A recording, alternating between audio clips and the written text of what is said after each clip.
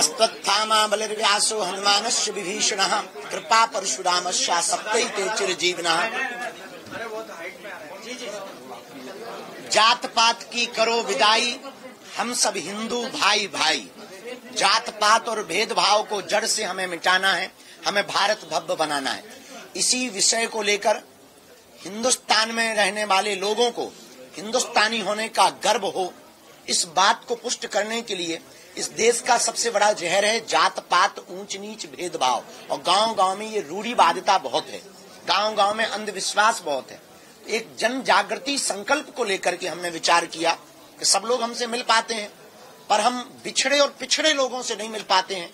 इस देश में कोई भी लड़ाई होती है तो या तो ये ब्राह्मणों से होती है, या क्षत्रियों से होती है, या वैश्यों से होती है, या शुद्ध वर्ण से होती है।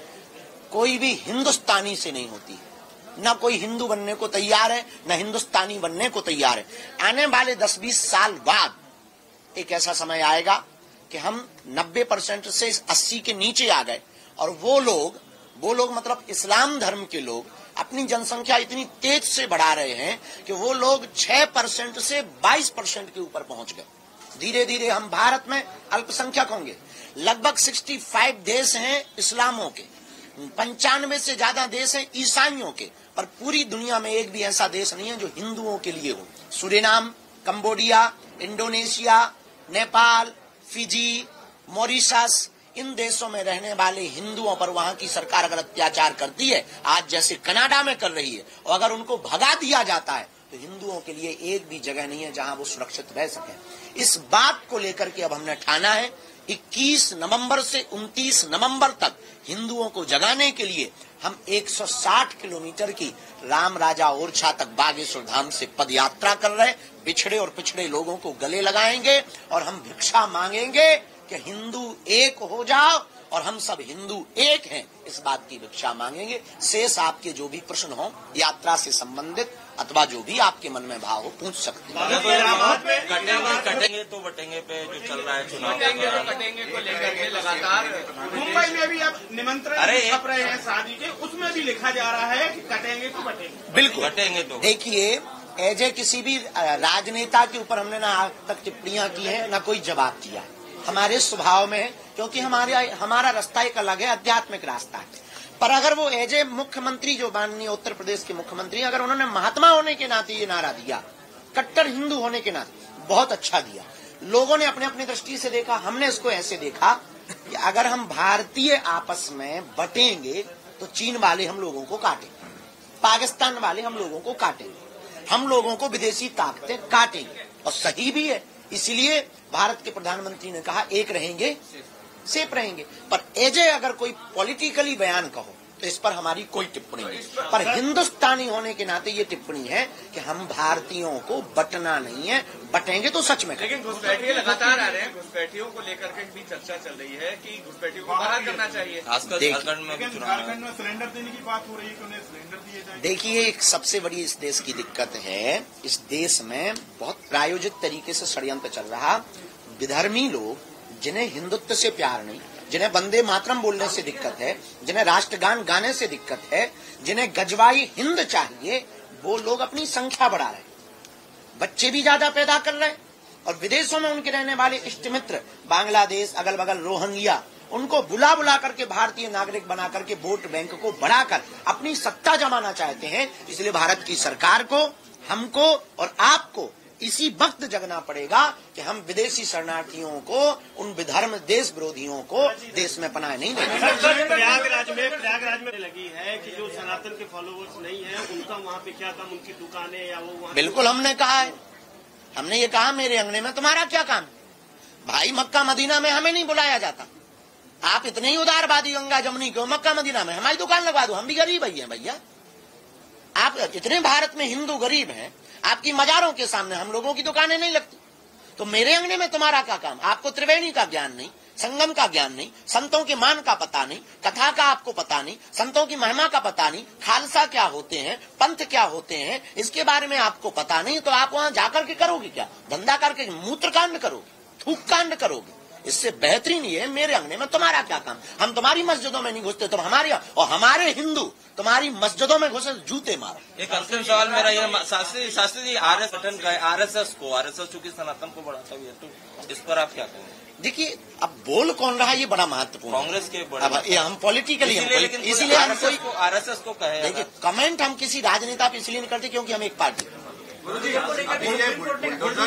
जजमेंट दिया जिसमें कहा कि आगे से नहीं होगा, घर जो है उम्मीदों का घर होता है, तोड़ना नहीं चाहिए, ये सारी चीजें कही। अब जो भी तोड़ेगा अधिकारी पर कार्रवाई होगी, इसे कैसे देखते हैं? क्योंकि देखिए, अपराधी की कोई जात नहीं होती और अपराधी के कोई सपने नहीं होते। अपराधी के सपने सिर्फ अपराध होते हैं, वो अपराध होते हैं, तो उसके जितने भी सपने हैं उनको चकनाचूर किया जाना चाहिए। और सुप्रीम कोर्ट के जो आदेश है उसको हम खंडन नहीं कर सकते हैं, क्योंकि हमारे दादा परदादाओं ने इस देश के संविधान को स्वीकार किया है, देश संविधान से ही चलेगा। तो जो सुप्रीम कोर्ट का निर्देश है वो ठीक है, लेकिन एक बार हम फिर प्रार्थना करेंगे कि पुनर्विचार होना चाहिए। अपराधियों के कोई सपने नहीं होते, उनका एक ही सपना होता है अपराध करना। उनके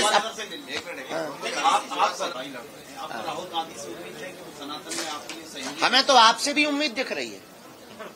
अब और कुछ बताओ, हमें नेताओं पे कुछ बोलना ही नहीं तो काहे को खुजली कर रहे हो बेफिक्र? आज कुछ खा पी के आए हो और अभी पहले इस देश में अभी तक ये नारा था कि हम लोगों को हिंदू बोलना है, हिंदू बोलने में डर लगता था। हमने एक नया विचार दिया है कि छेड़ोगे तो छोड़ेंगे नहीं, आप छेड़ोगे तो छोड़ा नहीं जाएगा। पहले हमें इस देश में कट्टर हिंदू बनाना है, कट्टर हिंदुस्तानी बनाना है, इसके बाद में जितने भी सनातनी हिंदू मंदिर है वो तो अपने हैं ही, ले लेंगे।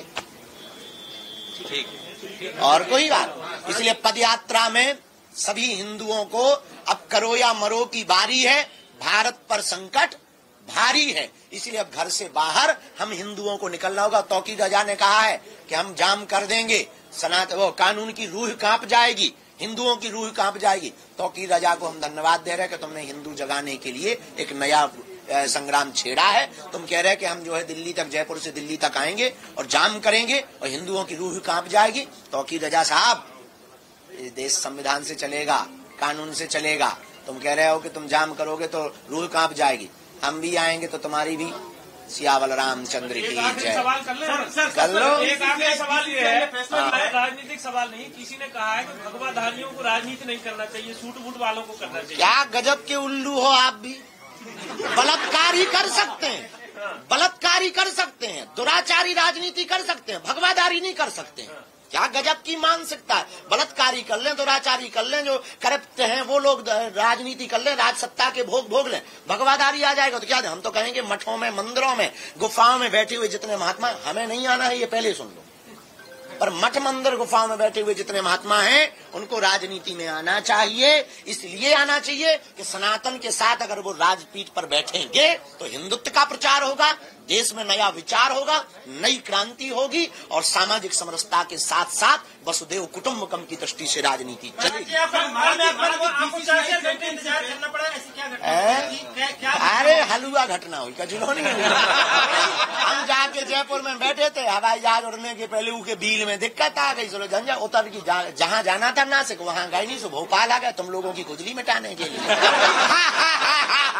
कोई घटना थोड़ी, ये कोई देशव्यापी मुद्दा थोड़ी। इस देश में शिक्षा का मुद्दा है, इस देश में जात पात का मुद्दा है, इस देश में अंधविश्वास का मुद्दा है, इस देश में हम जहाँ क्षेत्र में रहते हैं वहाँ हॉस्पिटल नहीं है, सड़कें नहीं है, पानी नहीं है, ये देखो आओ। संविधान का भी मुद्दा बता रहे हैं, संविधान ऐसे तो बहुत मुद्दे हैं, एक आध तो पूरा करके बतवा दो तुम पहले। बीसीसीआई ने फैसला क्रिकेट की इंडियन टीम पाकिस्तान नहीं जाएगी, किस तरह से देखते हैं? अब देखिए, पाकिस्तान इसलिए नहीं जाएगी, बेचारे भिखमंगे हैं, उनकी हालत ठीक नहीं है, कल के दिन खान पान व्यवहार ठीक ना हो पाए तो अपन बेइज्जती करने थोड़ी जाएंगे, भूखे मारने थोड़ी जाएंगे। ठीक निर्णय लिया है, पाकिस्तान क्यों जाए, क्या जरूरत है? उसने हर बार धोखा दिया है, हर बार उसने वादे तोड़े हैं, कितने समझौते नहीं हुए, हर समझौते को उसने तोड़ा है, जितने समझौते हुए सब तोड़े हैं। क्या ठिकाना हमारे यहाँ के उन लोगों को भी किडनैप कर लेगा, उनका कोई ठिकाना नहीं है, भरोसा नहीं है। पहले वो भरोसा जीते, शरण में आवे, इसके बाद अभी वो दूसरे के दम पे जिंदा है, चीन के दम पे जिंदा है, पहले वो भारत की शरण में आवे, इसके बाद में देखा जाएगा। थैंक यू सबको, जय सिया राम। पद यात्रा की तैयारी करो, कमेंट करेंगे, पर भारतीय दृष्टि से देखा जाए तो उचित है, क्योंकि अगर हम भारत के लोग बट जाएंगे तो चीन के लोग काटेंगे। अगर आप ये वीडियो YouTube पर देख रहे हैं तो हमारे चैनल को सब्सक्राइब करें और बेल आइकन को दबाना ना भूलें। अगर आप Facebook पर ये वीडियो देख रहे हैं तो हमारे पेज को लाइक करें।